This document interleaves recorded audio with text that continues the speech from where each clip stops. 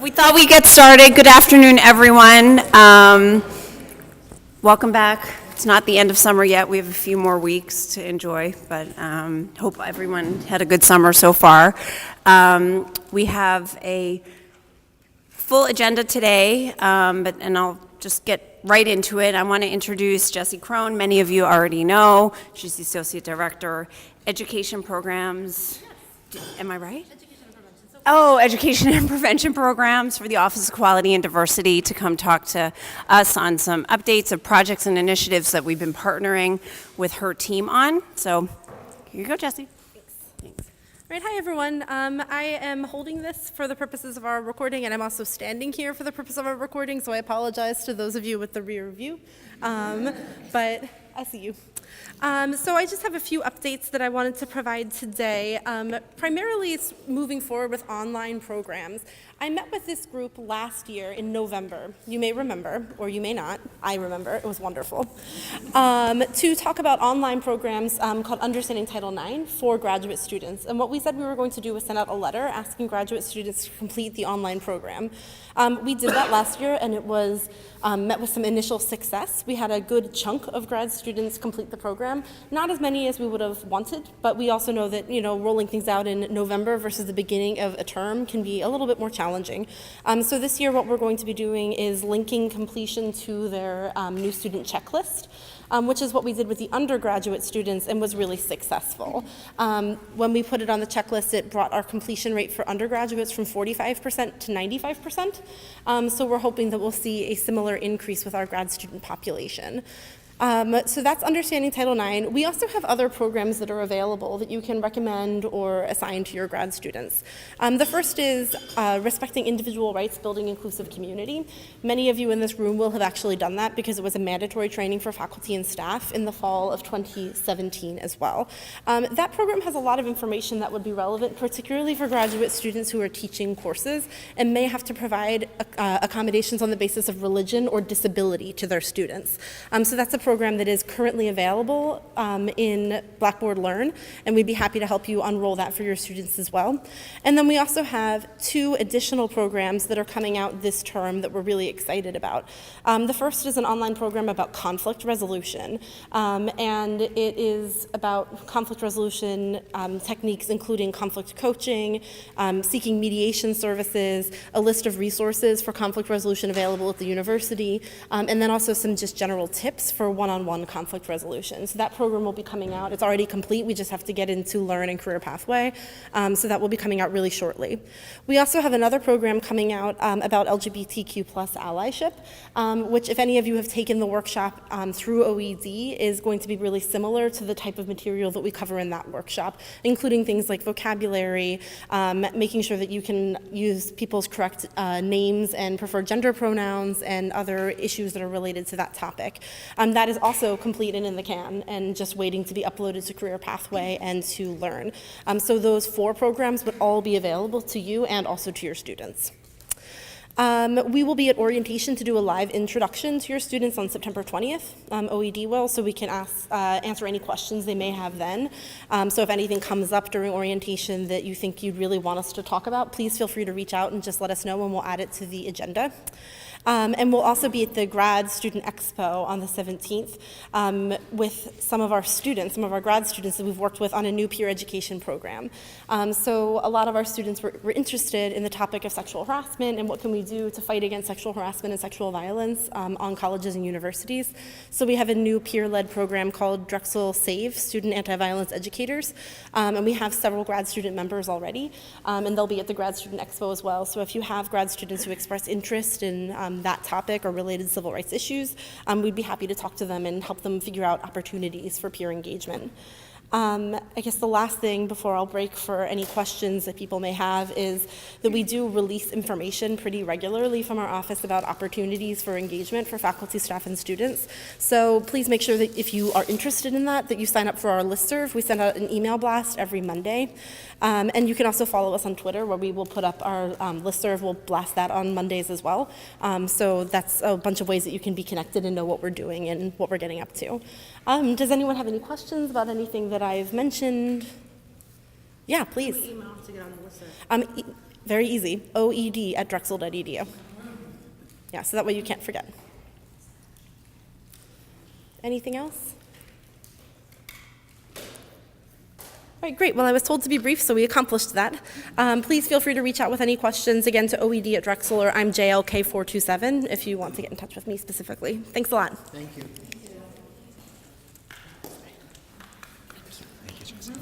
I appreciate it. You half-hearted plans.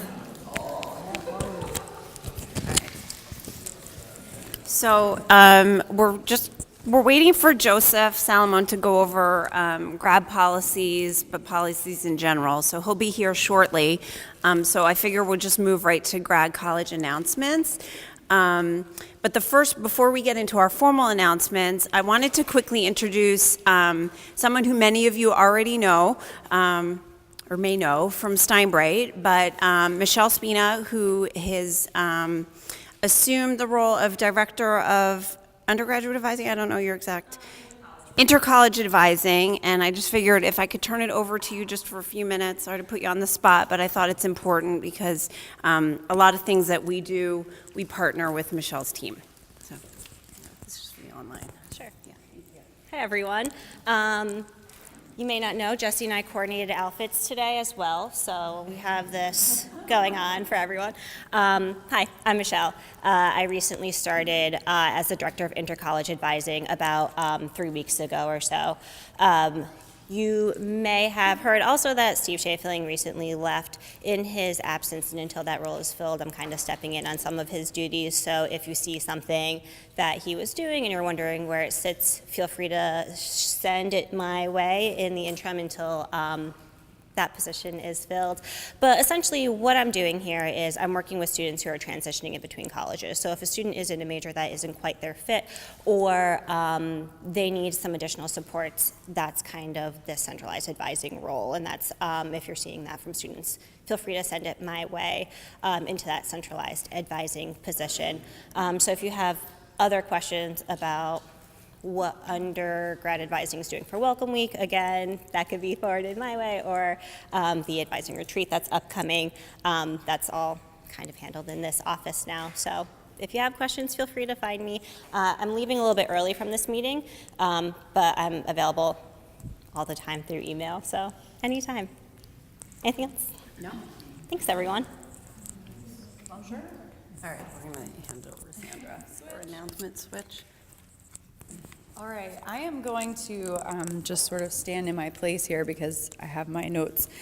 So a couple of graduate college announcements. So the graduate readmission trainings that we had mentioned at our prior meeting and also via email, 2 have been scheduled. So for those of you who are not familiar with the new graduate readmission process, and for those of you who will need to be in slate and in reviewing and everything like that, there will be trainings Wednesday, August 29th from 3 to 4, and Thursday, September 6th from 9 to 10 a.m. And those locations are still to be determined. And there will also be some additional dates forthcoming. So I will send out the registration link again for anyone who is interested in registering, and also keep an eye on that link. If those dates do not work for you, there will be additional dates coming in September. So as Michelle mentioned, there is a university-wide advising retreat that will be Thursday, September 6th from 9 a.m. to 4:30 p.m., and that's going to be here in Baracus Grand Hall. We do welcome the graduate advisors who are interested in the content that they'll be covering at the advising retreat to attend. Please RSVP by August 20th, and I'll make sure that that link goes out as well. Again, Michelle's part of the advising retreat sort of planning committee, so if you have additional questions, she may be the best person to answer that. But there is sort of a tentative agenda out there, so if you think that you would be interested in attending, definitely do so. In addition, so we had Dane here last month, and Michelle is also co-chair of the Advisor Training and Development Committee that stemmed from the NACADA recommendations, and they are administering an advising skills self-assessment survey, which is available to all advisors through August 17th. So if you're interested in taking the survey, I know a few of our graduate advisors have volunteered to work on that committee, but if you're interested in checking out the survey, again, that's something Michelle and her team is administering. Obviously, it is not required for graduate advisors, but if you're interested in sort of taking a look at what they're developing as far as any new onboarding for graduate advisors, if that's something you think would be valuable for your teams, definitely let her know. Moving on to graduate student orientation. So again, the dates for that, we have the Center City, which is the College of Nursing and Health Professions graduate orientation, Friday, September 14th. That program is going to run from, I believe check-in's 10:30. The program will run about 11 to 1:30, and then we will also be having a mini Dragon Expo in Center City in the new college building for those students, and they'll also have lunch as well. And then the university-wide graduate student orientation will be Monday, September 17th, and that will be in the main building. We will open with a welcome around 11 a.m., just a really brief administrative welcome from some of our leadership. And then we'll also have a welcome from our Graduate Student Association president, and then the Dragon Expo, which is a much larger student resources and academic fair in the main building, Great Court, as well as a Taste of Philadelphia lunch buffet for everyone. Any questions about orientation? Oh, I should mention, so registration for the graduate student orientation will open on or after Labor Day. So we have had a lot of students, new students reaching out about our university-wide programs, but they won't be able to register until probably after Labor Day. And we're doing registration completely on the Drexel One mobile application. So that is how the Welcome Week programming as well as the orientation registration is going to be organized. And apparently it went very well last year, so they're going to do that again as a way of sort of allowing students to build their own schedule and a way for us to sort of track who's registering and attending each of the events. Any questions about orientation programs? Yes? Sorry, no question about orientation. Okay. For the readmission process, so that's going to be available via live stream as well, or is it on campus? You know, I think it's on campus, but I know Joseph was going to touch on readmission, so I'll let him, when he gets on, answer that for you.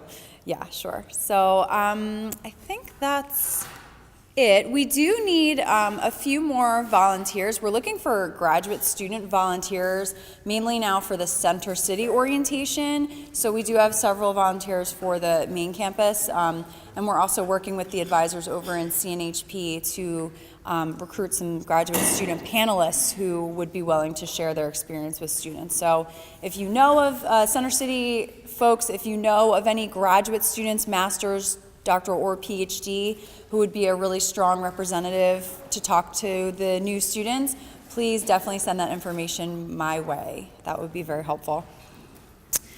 And finally, just a reminder, if there are any advising updates, caseload changes, to make sure that you report that to the Graduate College so that we can update our website, in addition to writing to the AIS_student to make sure that the banner assignments are also up to date. Very important for our tracking moving forward, and some of the tools that we're implementing.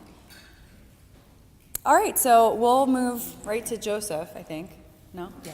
Well, I have one quick announcement. Okay. Before we move to Joseph, just I thought it would be helpful. This morning we had our University Council of Graduate, UCGA meeting. So it's our Associate Dean's meeting, essentially. We had it this morning. It's our first one getting ready for the academic year, and I thought that I'd share just a few of the discussion points that were going on with faculty members, because a lot of the questions that we put on the agenda come from advisors and speaking to your associate dean.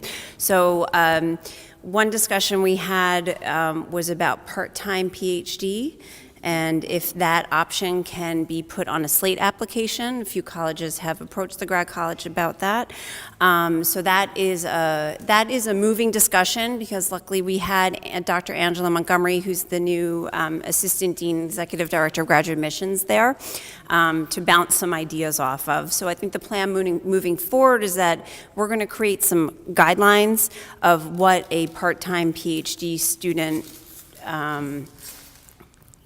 I guess acceptance would look like, meaning are they eligible for tuition remission, time to degree completion, a few of the nuances that go along with the PhD student admissions. And then Angela's side is going to look into further about having a part-time checkbox on the slate application, because there was a broader discussion about international students and whether that is an appropriate choice for them, and it may be confusing. So it's an ongoing discussion, but I think that's important for all of you to know.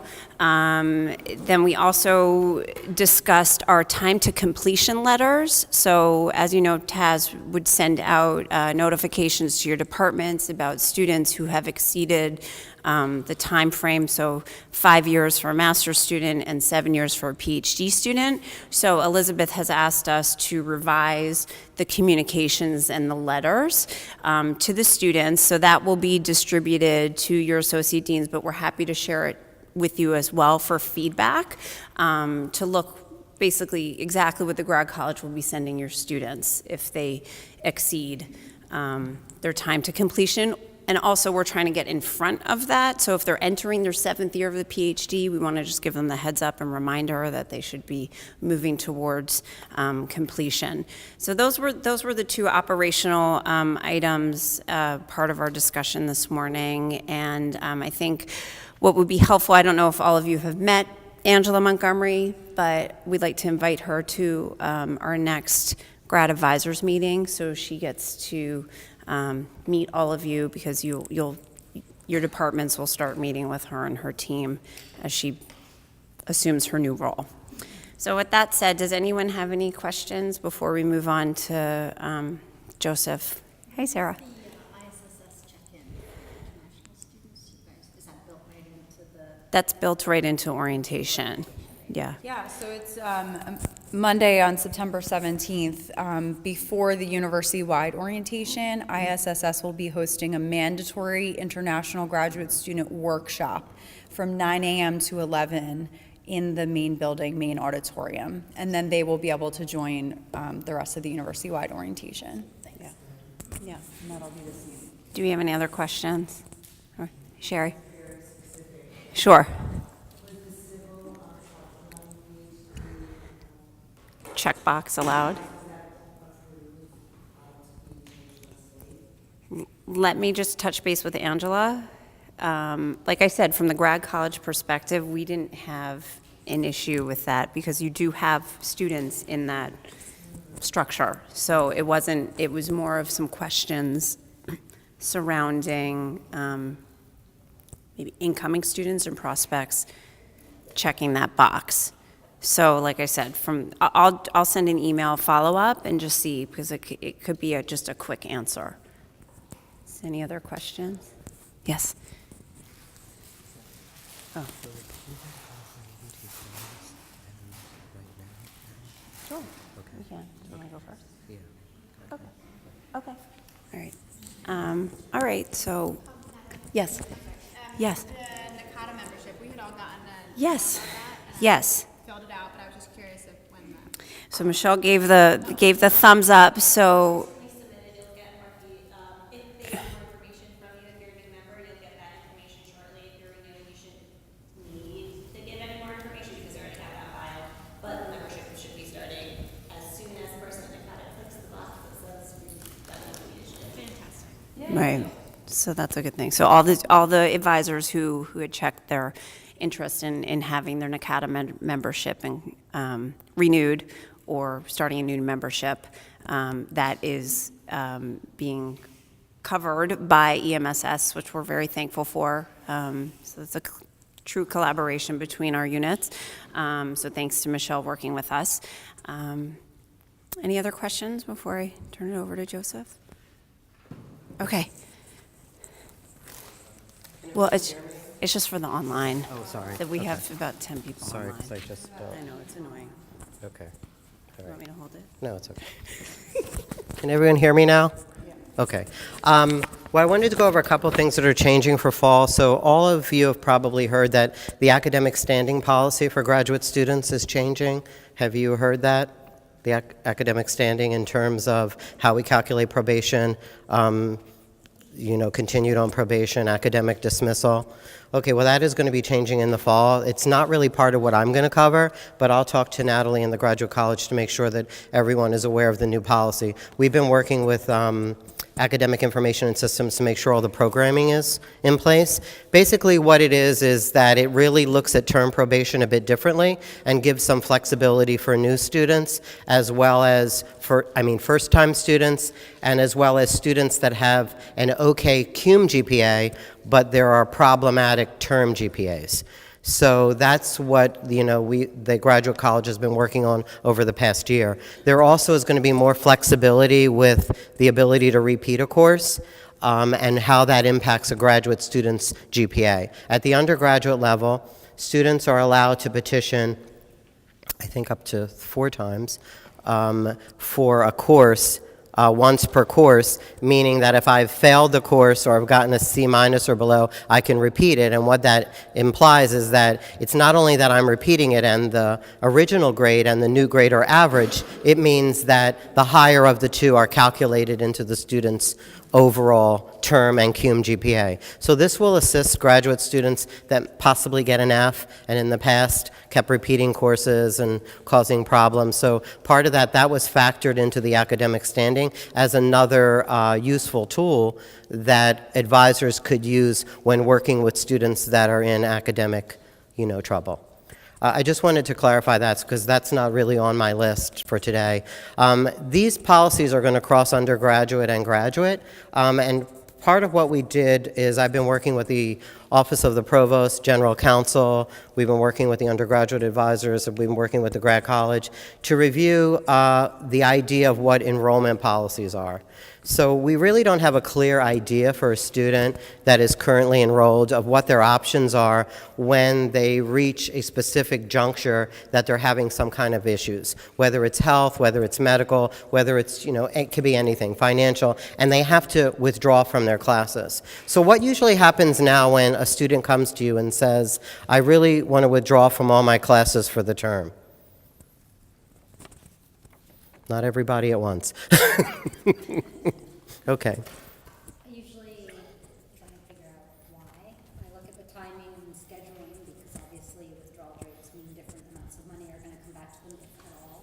And I often encourage them to talk to their faculty as well because if they're doing better than they might think that they're doing, and it happens a lot, they usually will often come back to me and say, hey, you know what, I'm actually at a B+ level. I thought I was at a C-. I think I'm going to hold out in the class. So academic issues do come into play a lot with the students, I think. If there's an uncertainty level there, particularly at the BO because they do have a lot of employer reimbursement plans, and they have to get certain grades in order to get that money back. So it's just a process of advising. Each student might have different reasons. Excellent. Part of what the issue is, we really, and this was very prevalent at the undergraduate level, that sometimes the necessity to accommodate a transaction overwhelmingly took precedence over the fact that what was the intentionality of the student. So if I really need to withdraw from all my courses, the first question is, are you within the withdrawal period? Are you after the withdrawal period? Rather than saying, why are you withdrawing from these classes? What is your level of difficulty? It could have been health, it could have been a variety of things. So what we really tried to do is create a suite of enrollment policies which really help the students to understand where they are in a time frame. So part of some of the policies, and what I'm going to be doing is I'm going to be recording a webinar for the undergraduate advisors, and those policies that touch over to the graduate side, I'll be mentioning them, which are some of them on this list here. So when I'm saying I'm going to be recording a webinar, it's just going to be a recording. So it'll probably be me talking for an hour and a half if you're able to listen to that without, getting nauseated, I guess. So I would just say that it will be an hour and a half, and then at the advisor's undergraduate retreat, which many of you may be there as well on September 6th, we'll be also reviewing any questions that you have. Part of what the concerns that we had at the undergraduate side, the Office of the Provost, Student Life, the Counseling Center, General Counsel, a variety of people were involved in these discussions, is we really didn't have a clear idea of what a student's intentions were, whether they were provided accurate information when they withdrew, whether they understood the implications of a leave of absence, a university withdrawal, what that meant to them in their tenure as a student, how it impacted their current term courses. Many of that information was not explicit. So what would happen is a student was always caught in between policies, understanding I needed to withdraw from a course, but I'm past the 7th week, so what does that mean? Am I able to withdraw from the university after the 7th week? Currently, is a student able to withdraw from the university after the 7th week? No, they're not, and that obviously is a big problem. So when a student is faced with being in a situation where they have to physically withdraw, whether it's financial, whether it's medical, whether it's personal, there wasn't an option for a student. So that student would go back to their advisor. The advisor would say, well, you're past the withdrawal period, even though it's not a withdrawal, it's a university withdrawal. The student would be caught in a catch-22 trying to fill out a late course withdrawal appeal, and then sometimes the student would do that appeal well after the term, causing the student to get incompletes, Fs, other grades. So that was a really bad situation for the student, rather than saying a student can withdraw from the institution anytime up to the end of the term and even into finals. The university can't prevent a student from withdrawing from the university. They've made up their mind for a variety of reasons, and we as an institution should honor that. So part of what the other concern was the leave of absence. So before I go into some of them, and these are just touch points, I want to just talk about the Enrollment Policies Framework. So the Enrollment Policies Framework is going to be on the Provost site. It's going to be on Drexel Central. I'll also ask the Graduate College for those policies that pertain to graduates, that it also appears on the Graduate College website. Part of that is it's anything that prevents a student from being consistently enrolled. So as an undergraduate student needs to be consistently enrolled if they're full-time. Graduate students obviously don't need to be consistently enrolled unless they're in programs that dictate that they need consistent enrollments at the doctoral program, et cetera.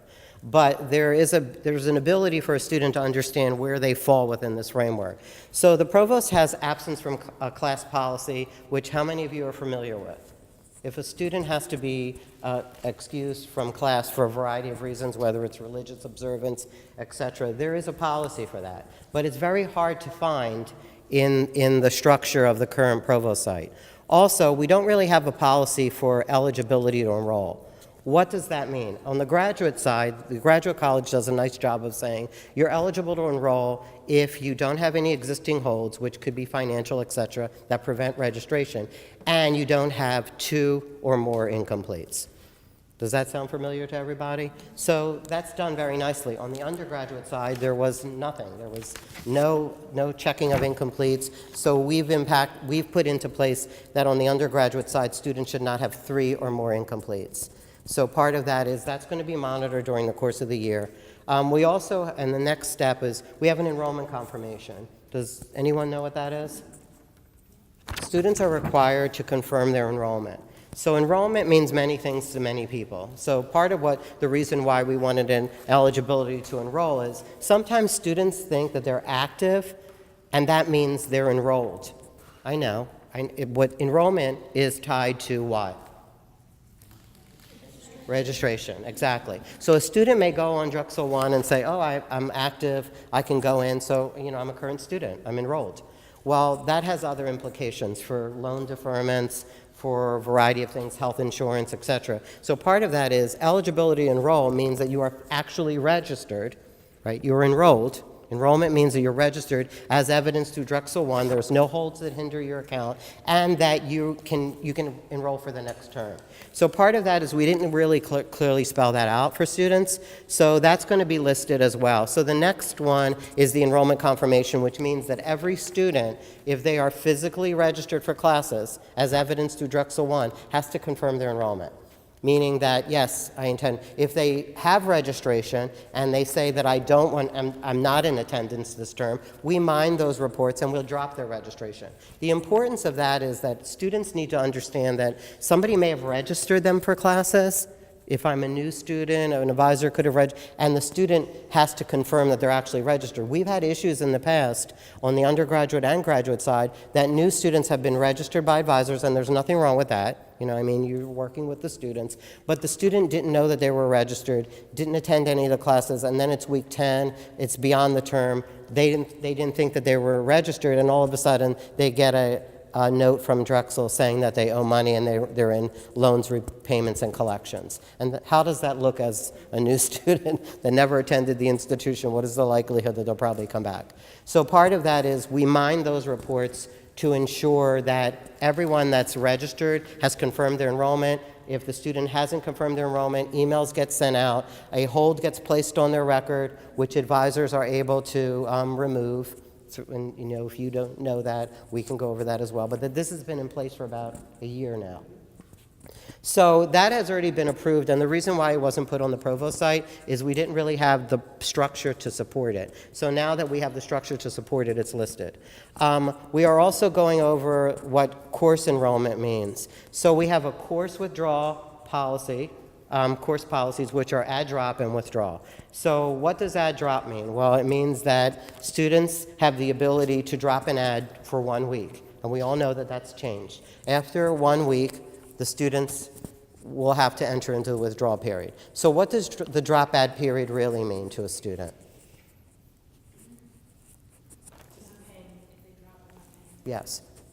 Absolutely. So it means that if I haven't attended and I don't drop within that, or even if I have attended, I'm going to be billed a portion of that course and it's going to be prorated. So either whether it's, you know, for graduate students, it's per credit billing unless you're in programs that have flat rates. So it's very important if I'm taking 1 or 2 courses and if I don't drop that course, I'm going to be prorated and responsible for a portion of that course. So if they're in the withdrawal period, which is weeks 2 to 7, what does that mean?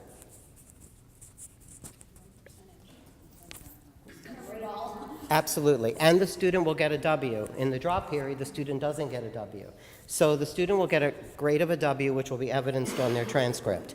So part of the withdrawal policy that never was explicitly stated, and it was something of a process, was the ability of students to seek a not a retroactive, because we are removing that from Drexel's lexicon. It is the ability for a late course withdrawal.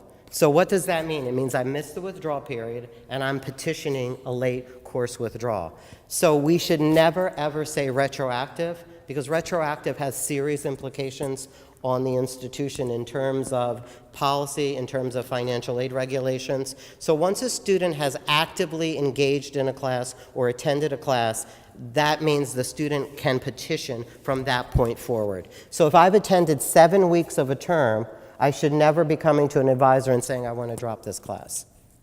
So, but those things have become crisscrossed to students because sometimes people use drops and withdrawals interchangeably, and it's when the student hears that, then they'll go to Drexel Central and they'll say, well, what do I have to do not to pay for this class?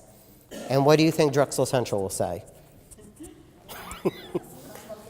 Drexel Central will say, okay, well, currently, Drexel Central would have said, okay, well, what did your advisor say? Have you petitioned a retroactive appeal?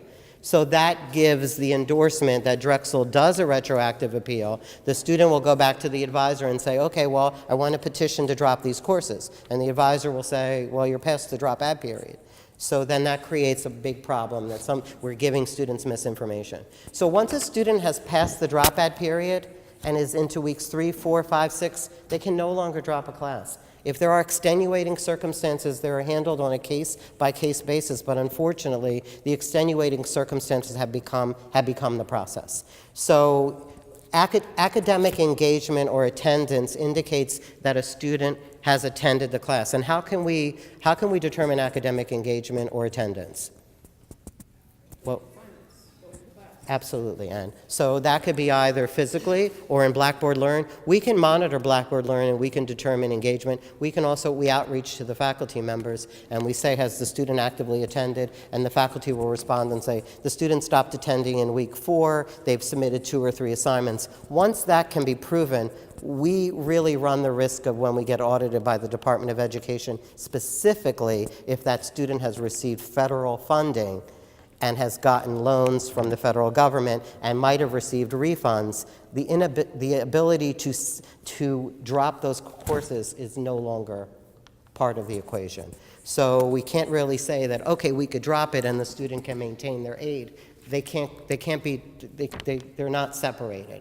A student gets financial aid contingent upon their attendance. And if they stopped attending, and I don't want to be the spokesperson for financial aid, but I will tell you this, that they have to have evidenced at least 70% of the course to attend. So it's obviously our week 6 is, it's in the 6, 7 range. But if I've attended up to 7, 8, and 9, and it's already demonstrated, the ability to drop can't happen anymore.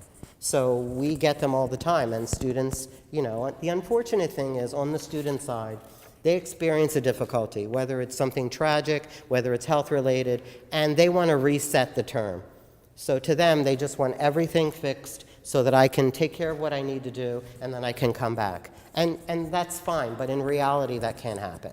So part of that is, we see it all the time on the undergraduate side. There could be something that happens in week 5, the student will go to their advisor and say, I want to just drop all my classes. Well, it can't happen. And part of that is the student feels as though, they're in a situation beyond their control, and it's a delicate conversation, but it's a conversation that has to happen, because ultimately, if those courses are dropped, which they can't be, the student is going to be responsible for that money. So the money that was in the refund, so it's not setting it at 0.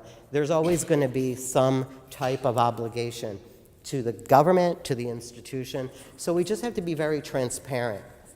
And part of that is to alleviate those issues, the ability to seek a late course withdrawal appeal is only available 14 days after the end of one term for the preceding term. So if I'm in fall, I have 14 days till the end of fall term, which is at the end of finals, into the winter to seek a late course withdrawal appeal for the fall term. So we don't even mention retroactive. So retroactive should never be mentioned. So if a student comes to you and says retroactive, what's going to happen? You're going to say, I'm not really sure what you're talking about. These are the enrollment policies. So you have the ability. So part of what the other concern is that advisors were never really protected because there wasn't anything documented. So when a student said this retroactive appeal, they already heard it from someone else, and then they heard it from another person, and it was endorsed by someone in Drexel Central or somebody else, and the student thought it wasn't available. So when the advisor went to tell them it wasn't available, they had nothing to go to protect them to say, this is the appeal process. So part of that is giving you the credibility that you deserve in terms of saying that there's a referential integrity to what I'm saying. Are there any questions about that? That's like a major change. Yes. They're going to be on the Provost website. Absolutely. Actually, I'm working with them with Shivanti, who is the new interim Vice Provost for Education, undergraduate education, and John DiNardo, and also General Counsel. So they're finalized. We're just getting the final review, and then they're going to be going to the board, I think, to cabinet in September. So they will be posted. They'll be posted on the Provost site. They'll be posted they'll be posted separately and under course enrollment. So they're also going to be posted on the Drexel Central website, and then we can also post them, those applicable to on the graduate college. So that this way, the idea is that a student can take a look and say, well, what does course drop ad mean? What does course withdrawal mean? What is my ability to petition an appeal? What does that mean? What are the conditions? And that had never been listed. So part of it is we were always operating in a procedure mode, and there was nothing to protect the advisor, the student, the institution. So we really tried to formalize some of this. Also, we never really had a formal leave of absence policy at the undergraduate, on the undergraduate side. We did have something on the graduate side, but it never really kind of told the student what happens when I evoke a leave. So remember the question that I asked you about, I'm withdrawing from all my classes as a student, and I come to an advisor and I say, well, it's week 6. I want to withdraw from all my classes. So you as an advisor work with the student and, try to articulate why the student, work with them in terms of why they're withdrawing and how that'll impact their academic tenure. But more importantly, it really means that the student is evoking a leave for that term. Because what would happen is I would say that I want a leave of absence, and how my courses were treated were independent of that action. So I would say I want a leave of absence, and then it was always like, well, what's happening to my courses? Or I would say, I want to withdraw from my courses. Well, what are you doing? Are you taking a leave? And you can take a leave for one term. So what was happening in the past is there was something in place that if a student tried to take a leave of absence after the add drop period, guess what happened to the leave of absence? It was processed for the next term. Well, what happened if the student needed a leave in that term? So that's how the process was broken. It detached the leave from what actually happened to my coursework and grades for the term.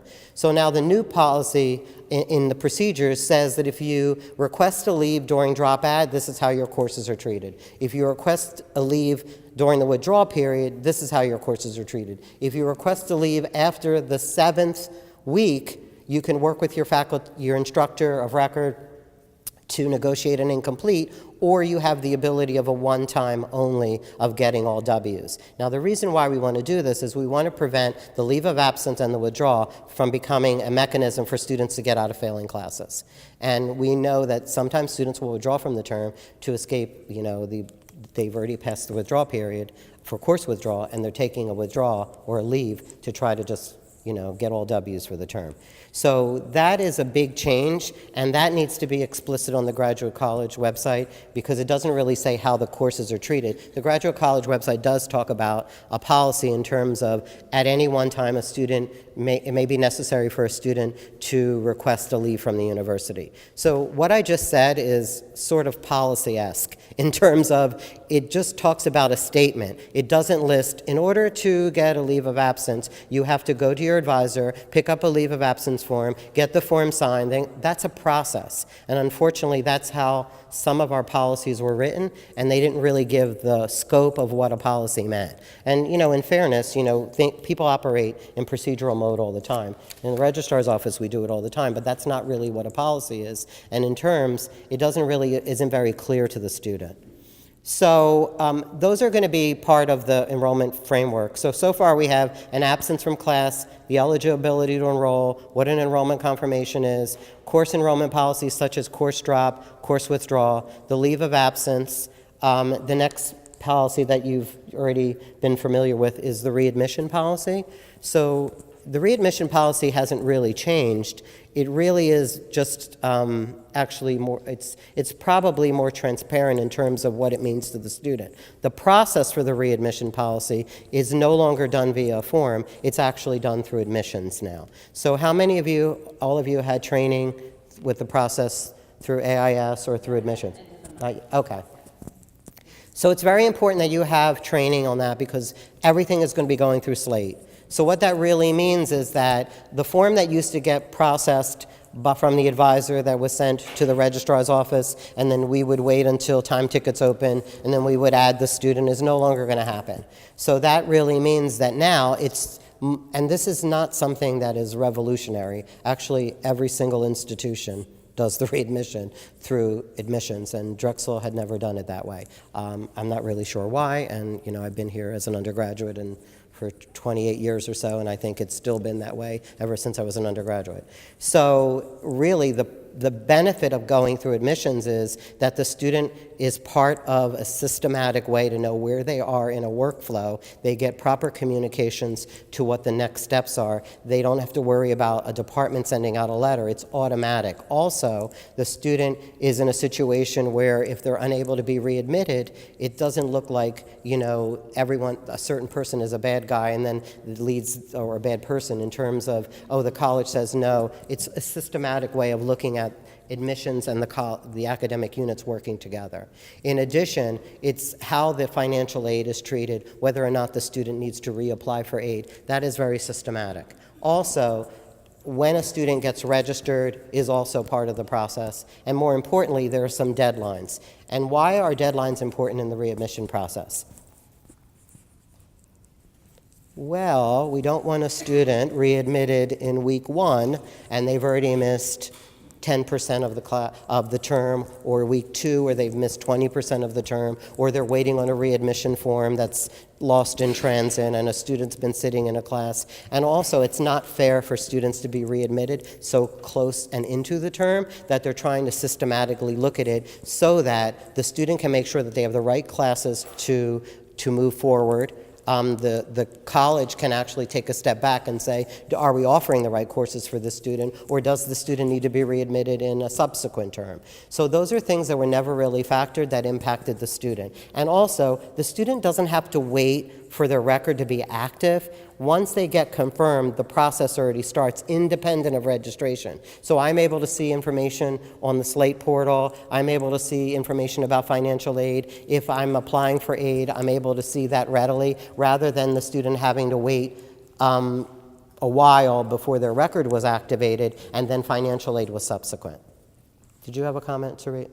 Yeah, so, like in the in-between and like during the grad, when they get readmitted, what will their term code admit? Will it still be their initial time that they came in, or is it their term code admit going to be their new one now that it's going through admissions?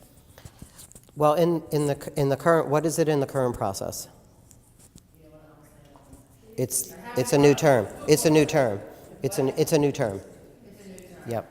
So the term code admit and the catalog of the student are two separate things. So the term code admit means that I'm being readmitted for this term because I was absent. So they can't retain their same term code, but their catalog term for their tenure and in accordance to what they're following in their degree works record is different. So we do have flexibility in terms of, and I think we're going to update the part in Slate which says, do they need to be a different catalog for their courses? And the reason why that is in place is if you've put in information in degree works such as substitutions or anything we don't want to lose that if it's running the audit against a different catalog term, and the term requirements could change. So we do have the ability to preserve that. They will always get a new admit term, but their curriculum catalog term, we do have some flexibility.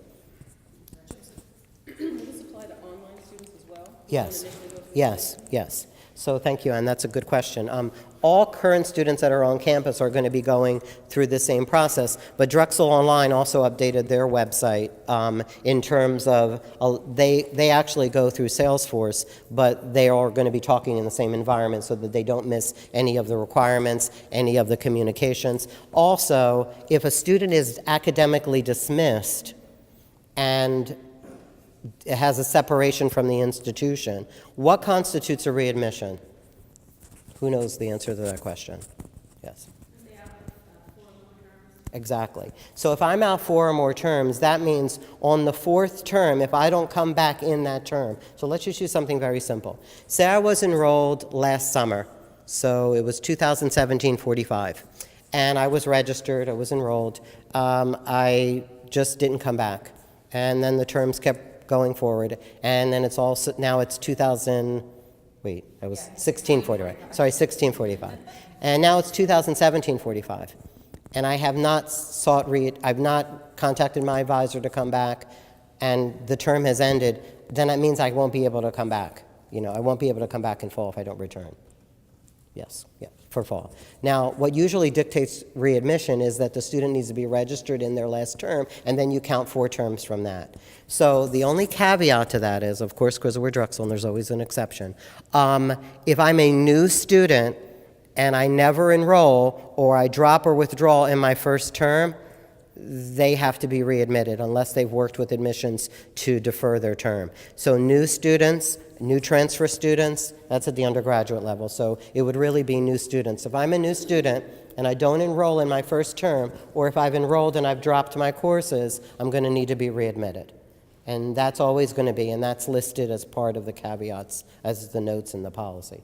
So that student, if I don't come back in the summer term and I want to come back in the fall, I'm going to need to be readmitted. So you should always think of it that way. You look at the last term of registration and you count 4 quarters from that, or 3 semesters, if and only if they are currently enrolled. If they're a new student and they do not enroll in their first term or drop within their first term, they have to be readmitted. So those are some of the things that have always caused a lot of people angst, because once a student thinks they're admitted, they think they're always admitted. But they're admitted for a specific term. Yes? Just back to a dismissed student. So if they were dismissed and they never been appealed. I was getting to that, so I'll probably answer it. Thank you, Lois, I'm sorry. So if I was also dismissed in that same example, 2016-45, and the reason why I didn't come back is because I never filed an appeal, and I want to seek not only readmission, but I want to seek academic reinstatement, they're done simultaneously.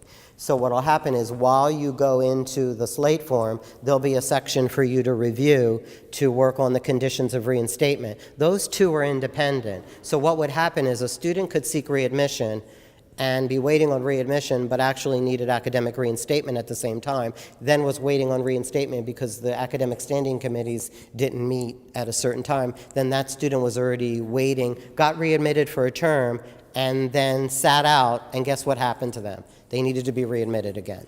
So that's some of the things that we tried to fix. Yes. I'm currently going through this now. I have a person who was dismissed 2 years ago who just got in contact with me saying, hey, I want to appeal my dismissal. But in public health, we go through so fast for the applications. So the student will not have anything in slate, and we can't apply to our program through slate. So how can I? What was the student needing to be readmitted? She was dismissed. She was dismissed. And she didn't seek appeal, and then she's now telling you she wants to appeal. That was 2 years ago. She should also have to be readmitted. Yeah, so she's going to have to go through the readmission process, and then it'll also take her last standing into account, and then in the reader form, you'll have the ability to set the conditions of the reinstatement, what terms they need, and what GPA. So that can all be done at once. But with my students don't actually have to go through slate at all. They don't apply through slate, so she doesn't exist in slate. It was from 2015. She would just have to do a new application. Yeah. Because my students don't normally apply through It would just, so fast. well, let's talk after this, because what will happen is they'll be putting in a new application in Slate as if they're a readmit, independent of them previously having to go in. And the readmission application would just be, and it's not, when we say Slate, it's not something that is like difficult for the student, because they're just taken to the admissions page, they click on it, and they follow the steps as if they're filling out an application. Justin, so if a student is readmitted, so they were academically dismissed, and they go through the readmission process, and then they go through the process for academic, the group looks at academic standing.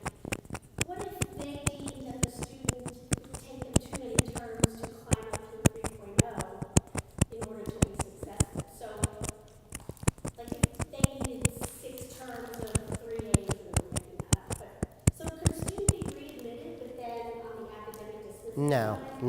No. Is that making sense? Absolutely, but they're not waiting for the committee, they're making the decision at the same time. So the college is responsible for filling in that information at the time. So you're not going to readmit somebody to the institution when they're coming back to be reinstated into the college. So it's not going to say, well, you're readmitted into the university, now find another college. So we can share history about Yes. Yes. So everything that you're discussing now will be they'll go over in the training. So save some of these questions for the training. It's very thorough, and they'll give you examples of straightforward readmissions and readmissions that are connected to a dismissal. Will the trainings be recorded if That's a good someone question. cannot make any of the? We can talk to Stephanie and Chris. I think that's a good idea. Yeah. Definitely, because it'll be really good to just watch it. Even if you've attended, it'll be good to go back and watch it. Yes. Okay.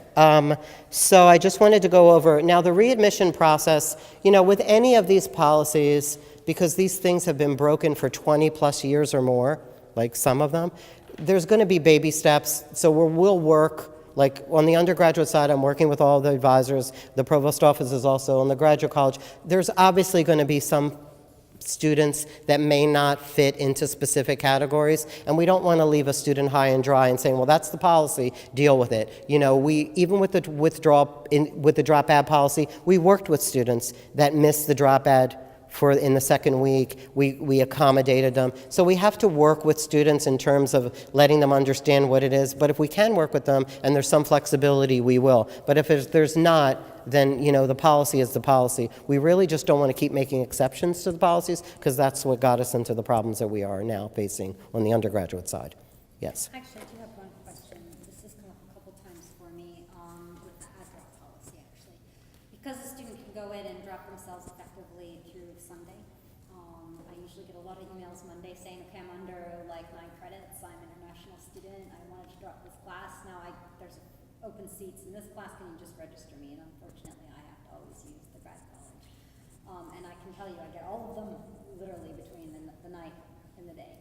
Is there any way for advisors to have one more day to just work with students on Monday for adding, not dropping, but adding classes to keep them up to The problem is that, you know, it's just that select. It's just, okay, so there's a category of students that you have identified that we really need to work with, but then there's a bunch of other students that really shouldn't be in that category. So it's not that you can selectively turn it on for one type of criterion. I just mean for the advisors, Right. not for the students. Absolutely. Because if I can No, I mean that. I mean that for the advisors as well.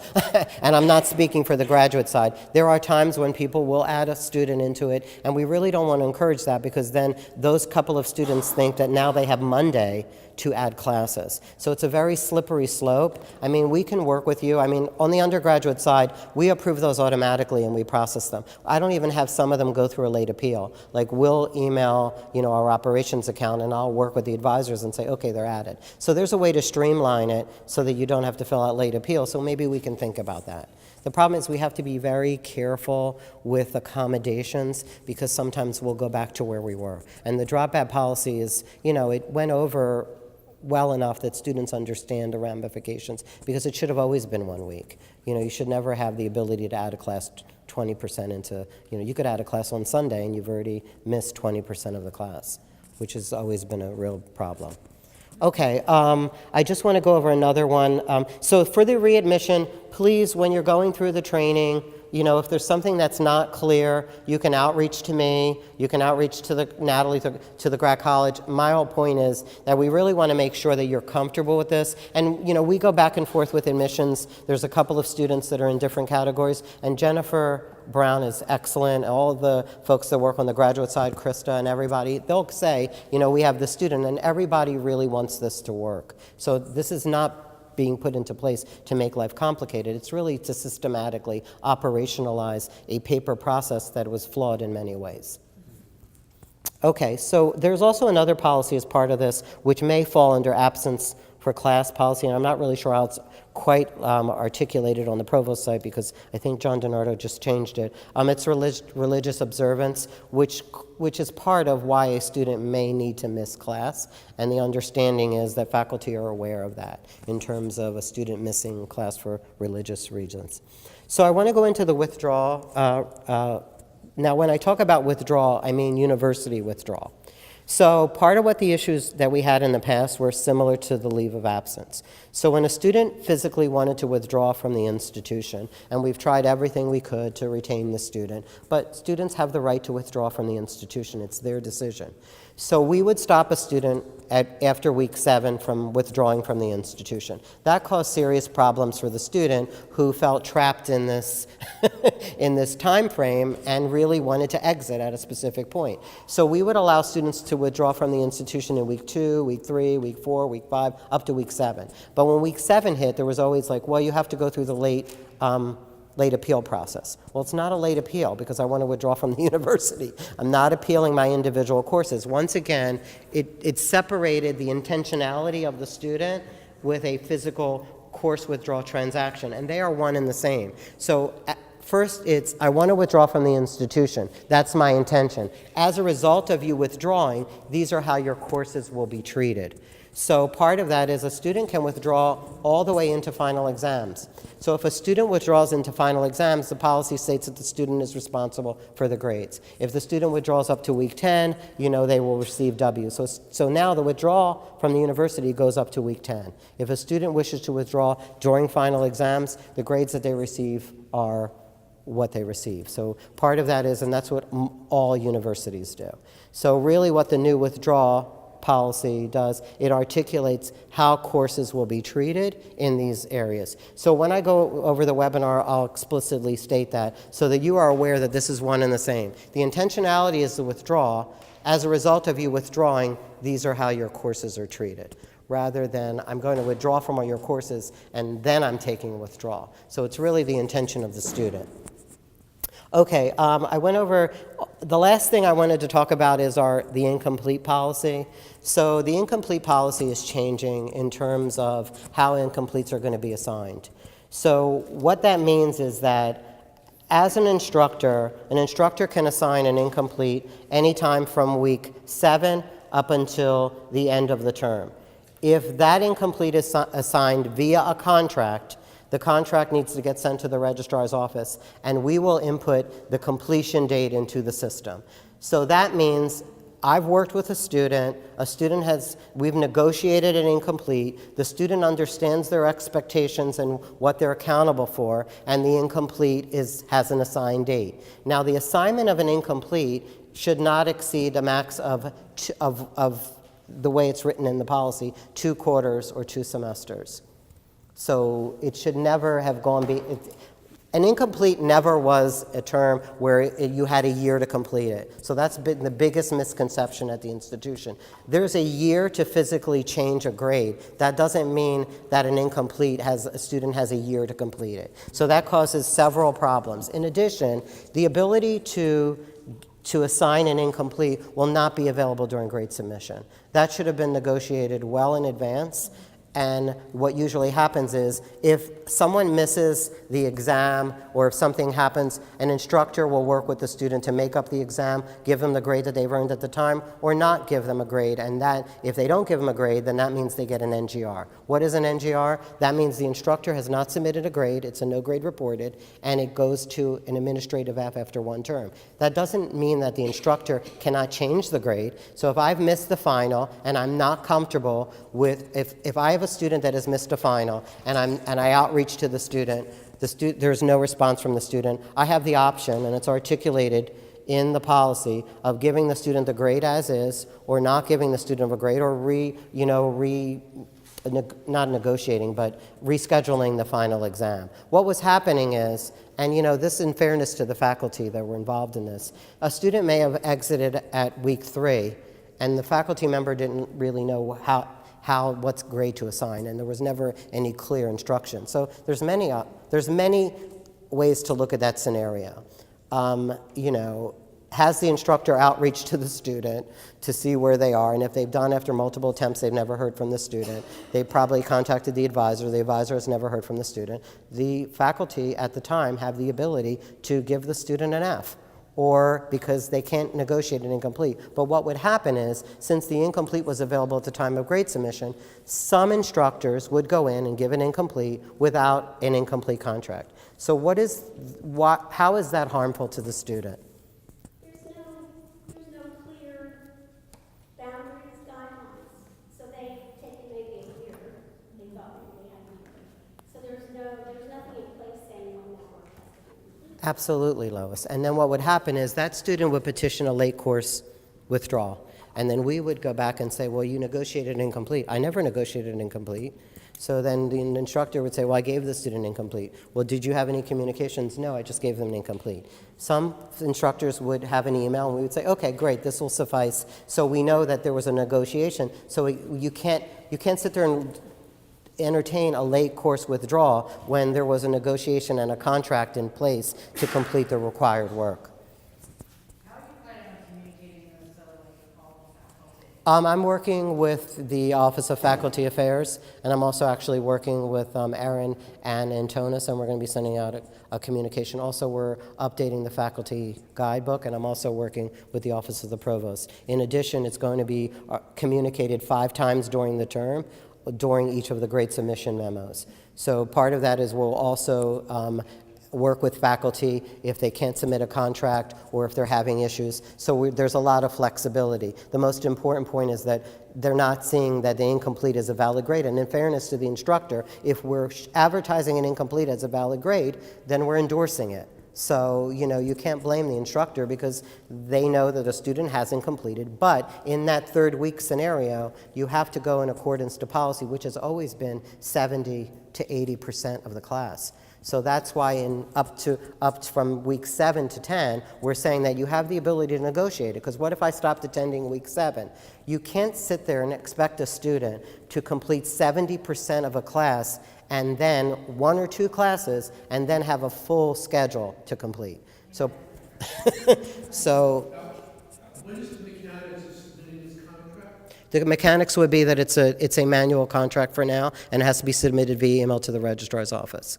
So the student gets the form addressed to send? The student could work with the instructor to get the form, or it's on the provost site. It's on the provost site. It's on the provost site, so usually what will happen is the student can get it, it'll be referenced in the incomplete policy, so either the instructor or the student could get it, they can talk amongst themselves. Futuristically, and we're working with academic information and systems, this will all be done by a workflow. So the student will go in, request an incomplete, work with the faculty will approve it, then once it's approved, it's signed by the student, then it'll be automatic. And that should happen hopefully at some time next year, within 18-19, but we really wanted to make sure that we ironed out all of the issues. So, it has to be prioritized, and there's a lot of resources involved, but the most important thing is we have to work with the student and the instructor to ensure that whatever grade is represented on their transcript, it really indicates what the intentionality was. Yes, I'm sorry, Patty had it, yes. So when will they be able to sign the incomplete if it's not during the grading? It will be during week 7 to 10, which is listed in the, yes. Yes, and it goes through the scenarios that if the student missed the final mode, and I say final exam because it could be a paper on the graduate side, it could be a final mode of assessment, which doesn't normally necessarily entail like an in-class final exam. So that's really so part of what we're going to do is, I've also worked with the Office of Faculty Affairs to Sarit's question. Antonis and I and the Office of Faculty Affairs are going to send out an email to all of the faculty, and we are going to work with all of the instructors that are in these categories. The most important thing that the instructors understand that it's final exam week, and I'm grading and where the student is, what the options are, and I don't really think that was communicated well enough. And then it's not only existing instructors, there's a lot of adjunct faculty that also teach at other institutions which could have other policies, and they may understand an incomplete to be something very different. So we have to be very cognizant of that. Okay, those are all of the high level that I had to go over. So as stated, I'm going to go through each of the caveats in each of the policies in a webinar, which I'm going to record. I'm doing it this week, and it'll be available by next week. It's going to be shared in the undergraduate community, but where it's applicable to graduate, that's very separate, we're going to all share it to everyone. Yes? When is Banner 9 access going to be available to advisors so we can see the section comments? That's different than this conversation, and we just met today, so I don't want to take up this time in meeting. But actually, the term master schedule, they're working on some of the updates. But the concerns about Banner 9 is I think Chanel is going to be reviewing it, Chanel Ward-Richardson from AIS, during the undergraduate advisors retreat. We're working on the section comments now, so we just met with AIS. So the long term is that we want to really endorse the use of Banner 9. So, but it's somewhat of a leap to get there based on the practices. We're not getting rid of the term master schedule. Banner 9 will just be introduced as well as the term master schedule as resources that you can use while registering. And the intentionality is that we really want advisors to use Banner 9 to register. Okay, and Banner 9 meaning Banner 9 web registration.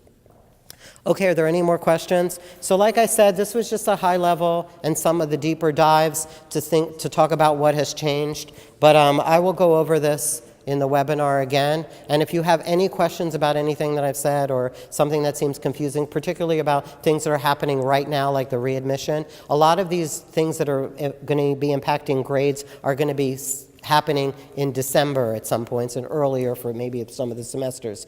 But as far as any of the course withdrawals, any of the things that are happening in the moment, when these policies are implemented, we will have a couple of, speed bumps, but we'll get over them in terms of working with. So the most important thing is I don't want anyone to think that anyone is going to be left high and dry and the policy is the policy. We have to look at it where the student is in the situation, and we have to accommodate it in terms of if it's able to be accommodated, and I'm speaking purely on the undergraduate side, but the graduate side I'm sure will do the same thing. In terms of this, we really also have to make sure that students are educated. So when you have a captive audience with students, they understand why things are happening, and it's not a result of, well, Banner has to do it that way, or I can't do it this way. And I'm not saying that anyone says that, but sometimes that's what the student hears. And the student will listen sometimes, and this is not a big generalization, to who's going to give them the answer that they want. So it's not only important that that the advisors are on board here,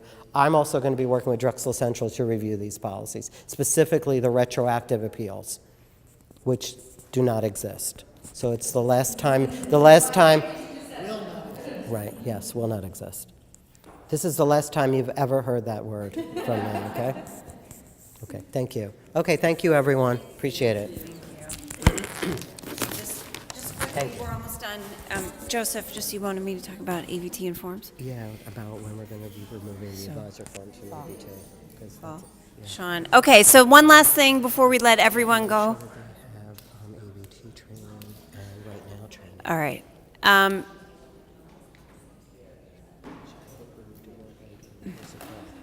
Okay. So the most important things are the forms that are in there that need to be used. You're going to be aware that they're going to send out a Okay.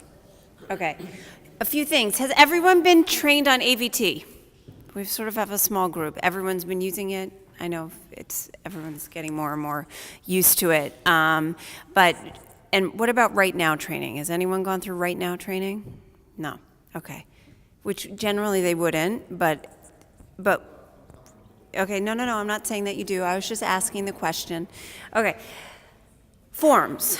So we are moving towards removing all of the paper PDF forms off of the Grad College website.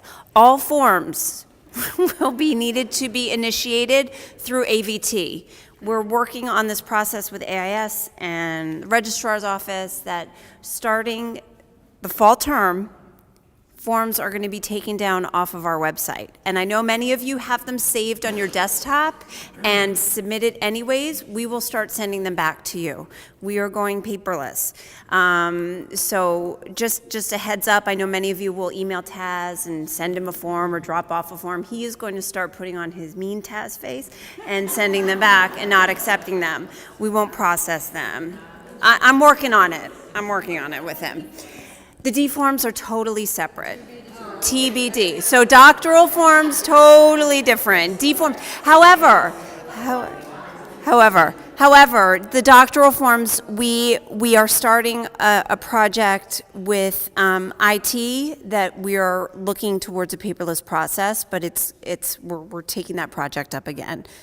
So it was on a 2-year hiatus, but not Microsoft Flow, through Banner. We're working with IT and Catherine Maddox's group to work on it. So not the D forms, but the other forms. So CCS, withdrawal, leave of absence, participation, walkthrough.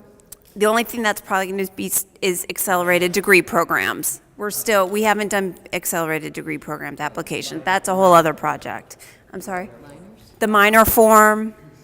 All of those are going to be removed from our website, and we won't be accepting paper copies. Like I said, and we're going to be, yes. Yeah, so we're working on putting a lot of these. So right now, CCS is through the Right Now process. Everyone's been using that, and when we have hiccups, we're working with our AIS partners to solve them. But we're working towards that as well. So stay tuned over the fall term as we change things. You all be informed of routing and approvals and all of that. Yeah. Anything else? Yes, withdrawal as well. Withdrawal is going to go through the same process through right now through CCS. As CCS, same thing. But you guys don't even see it go through right now. We see it on our end. But it's working well. So any other questions? Do you guys have any? No? Oh, yes, Barbara. Yes. AVT question. So, is there, I think we talked about this in one of the last meetings, is there any way that they can work on making an email that you send to many students be able to be copied to their AVT? Because when we, Like a class or a cohort or? instead of having to like send each one and then BCC their AVT individually, if we send it to a group of students. I don't know. Sean, are you thinking? I didn't know we were seeing the AVT. But my answer to this would be, right, but you can't BCC, right? The only option would be everyone would see everyone's email address, right? What some advisors have been doing is they take a copy of the correspondence and they bulk upload. There's a bulk interaction feature where basically you create an interaction for hundreds of students at once. And what they do is they copy that correspondence in there as the note. Just be aware there is a limit 250, I think. Is it 250? no, to the size of the email. So if you have a very lengthy, I think we might even have a one-page handout. Yeah, but I don't know much. I mean, I know there's a policy. It's before like they just leave. creating a regular All right. interaction, except you put all the interactions, the same interaction for all the students. Okay. All right. Yeah. Everyone's leaving. We could just maybe put it on the list. Okay. All right. Everyone's out of here. We out. All right. Thank you for coming. Let us know if you have any questions.